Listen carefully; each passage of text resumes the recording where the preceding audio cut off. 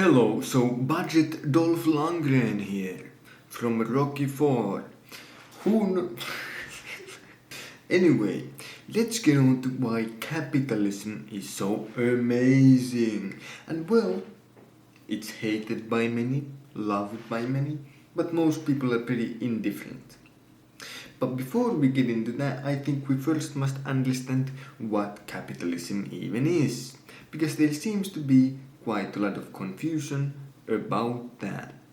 So, capitalism is an economic system, surprise, which has private ownership of the means of production. That's literally it. Basically, in layman's terms, it means that you can start your own business and you're allowed to own enterprises and so on. That's basically all it means. And well, if we think about the logical conclusion of that, oh, I can start my own business and participate in the markets. That basically means free markets. That's why capitalism and free markets usually go hand in hand. Now, of course, no country is some perfect capitalist country. Usually have monopolies, for example, in militaries. You're not allowed to make your own military, at least not in a lot of places. So, we must understand that in the real world there is some nuance to these things. But basically, that's simply what capitalism is. You're allowed to own stuff. That's simple. And you're allowed to compete in the markets. That's simple. It doesn't mean big corporation. It doesn't mean whatever you think and believes. It doesn't mean that people are consumerist and have to buy a billion things. It doesn't mean infinite growth. It doesn't mean any of these things. And so why is this system so great? Well, we can simply look at it from the perspective of life standard.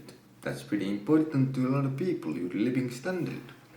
You see, if you look at almost all the innovations, if we look at the free markets, they innovate a lot more than non-free markets. You having these private businesses that compete, that allows for a lot of innovation. And well, because everyone's allowed to participate, everyone's brain capacity can be used for that innovation, not just some select few who some state or the big state chooses that these guys are the researchers for our society and they must do all innovation. No, you're allowed to do innovation. Everyone is. And so everyone participates in this constant innovation.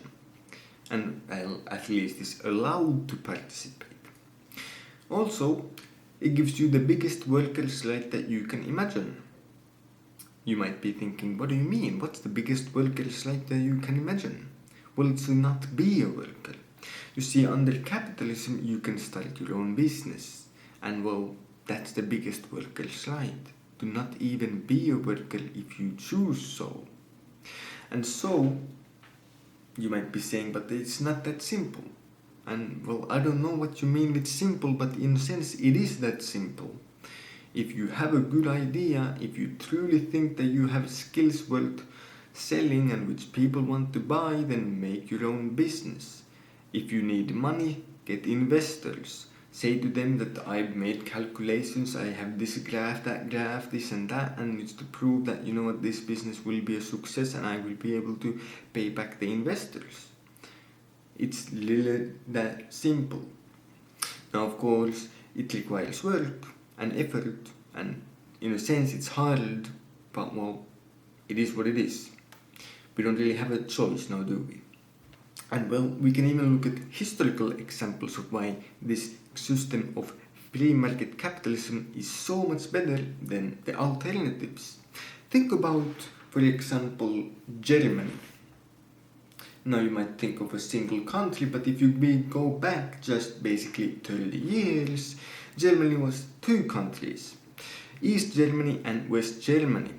They were basically demographically very similar, and before the split of Germany, basically you had the same standards, right?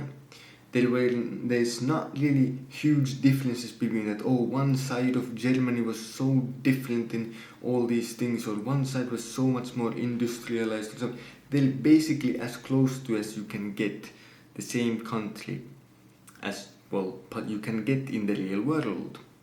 The only difference is where the systems in place. And well, what did we find out? West Germany did a lot better, East Germany did a lot worse. There's a good reason why East Germany had to build the Berlin Wall, because they had a problem of people going to West Berlin and buying plane tickets to West Germany because they knew that the living standard was so much better. You know why West Berlin didn't have the same problem of people just jumping to the east side? Because the living standard was so much worse and it was clearly visible. You could literally walk down the street from East Berlin to West Berlin and you could see a noticeable difference. And so we can, with history and well, with theoretical stuff, prove that capitalism do be kinda great. And it seems to be doing a lot better than the alternatives. Of course, not perfect, of course, problems, of course, you can find all kinds of things in the real world that are horrible. But in general, it is probably the best thing that we have. And any kind of person who promises some utopia, I have invented the utopia, let's just do this, they're usually wrong. And so what I like to do is compare capitalism to democracy. Because you see, let's look at some of the criticisms of capitalism. Oh no, the environment. That's probably one of the first things to come around. It destroys the environment. But well, let's say that we have the right to support whichever company we want. And if there is no company which you want to support, you can start your own competing company. I mean, that's the right that we have. So it would seem odd if, well, you continue to support these companies which you deem to be too destructive to the environment, and then complain why they still exist. You see, capitalism as a system gives us all the tools to get rid of bad companies. We can start competing ones and support the competing ones by buying their stuff.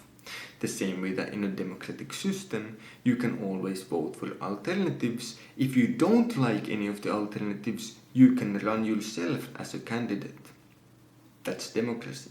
So when we look at democratic countries and you think they're not doing enough for the environment, for example, then you can't really blame the system.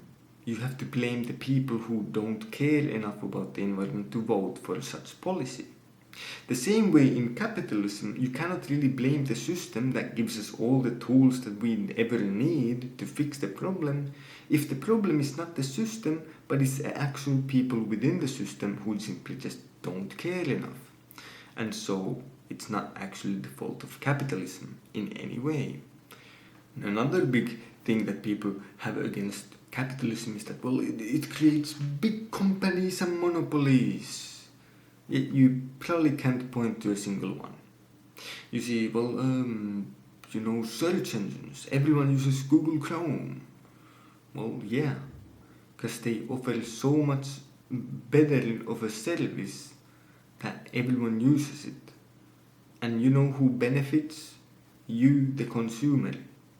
And if you really hate Chrome, you can use alternatives because they do exist, Firefox, DuckDuckGo, there's others, they exist.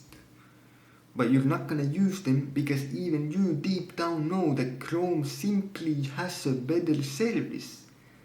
And once again, who benefits? You, the consumer. And so, there simply doesn't seem to be these huge problems that people always complain about. Oh no! And well, the people who complain about, capitalism, well, the best thing you can do to them is ask for what do we actually change? Like, what's the real policy that we should change? And then they say something like, wealth tax. And it's like, well, okay, but that's not a policy. What does that mean? Give me a real policy. Well, people with $1 million should be taxed by the wealth. And it's like, okay, so what does that mean in practice? If somebody owns a house and some guy comes and evaluates its price at $1 million, are they supposed to sell their house so that they can pay taxes on it because they can't afford to pay it otherwise? Like, are you forcing people to sell their houses? And well, who's gonna buy the house? I mean, you would need $1 million to buy that house, but if you have the $1 million, it's gonna get taxed. And so you can't actually have $1 million to even buy the house that this guy needs to sell to pay the tax. Like, what? Like, you just get these ridiculous policies. Or what about a company? Oh, but you know, this person's net worth is evaluated at $1 billion. Yeah, because they own like 51% of shares in a company evaluated in billions, you know? And it's like, well, yeah. And what do you think you can do about that? Force them to sell their own companies, sell their own shares so they don't own a majority anymore? Like what's the actual policy that you want? Like, these people who always criticize and make up these, like, oh, you know what, we can fix everything with this wealth tax or something. And it's like, well, what does that even mean? And, well, whatever you mean with it, it probably is just a bad policy that slows down the markets, that basically makes it that no one can ever have $1 million for anything. And you know what that means? If you're about to get $1 million in your bank account, or in investments, or in property, or any kind of asset, then you have no reason to get to $1 million because it's just gonna get taxed like that. So what should you do? Well, buy stupid stuff that you don't need. You're basically forcing people to buy stupid stuff that they don't need.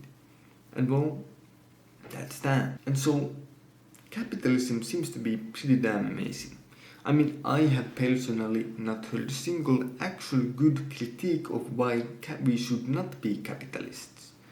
People can maybe point out to few societal flaws, but those usually aren't reasons for changing capitalism itself. They're usually reasons for changing some other part of society, or it usually is in no way even related to capitalism, and they simply do not understand what capitalism is. But, well, the reason why capitalism is so amazing is because it gives innovation. It increases our living standard. It gives us workers' rights, like not being a worker. It gives us all kinds of amazing things that we wouldn't have in other systems. It's basically a system which gives us all the tools we ever would need and require to change it however we wish. It's kind of like democracy, where we, the people, can choose what to support and what not to support.